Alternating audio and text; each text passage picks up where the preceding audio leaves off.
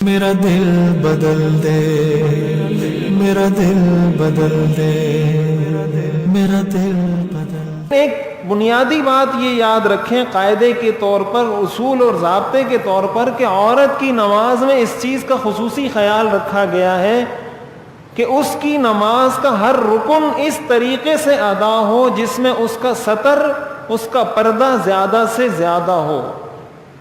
عورت کی سجدے کا جو طریقہ مختلف ہے، رکوع کا طریقہ جو مختلف ہے، ہاتھ باندھنے کا طریقہ جو مختلف ہے، ہاتھ اٹھانے کا طریقہ جو مختلف ہے، ان ساری چیزوں کے اندر بنیادی جو چیز ہے وہ یہ ہے، جو فلسفہ ہے کہ عورت نے نماز میں بھی پردے کا لحاظ کرنا ہے۔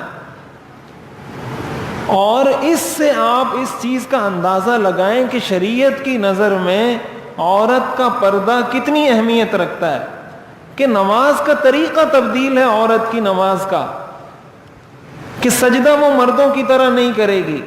کیوں؟ اس لیے کہ یہ اس کے پردے کے خلاف ہے۔ رکوع وہ مردوں کی طرح نہیں کرے گی، اس لیے کہ یہ ستر اور پردے کے خلاف ہے۔ ہاتھ اٹھانے ہوں تو چادر سے ہاتھ نہیں نکالے گی، چادر کے اندر ہاتھ اٹھا کے سینے پہ باندھ دے گی۔ کیوں؟ اس لیے کہ ہاتھ نکالنا یہ اس کے پردے کے خلاف ہے۔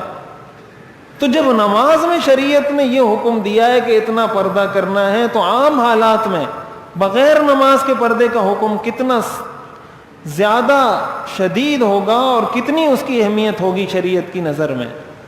میرا غفلت میں ڈوبا دل بدل دے،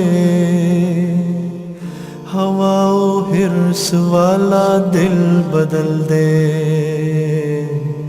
میرا غفلت میں ڈوبا دل بدل دے،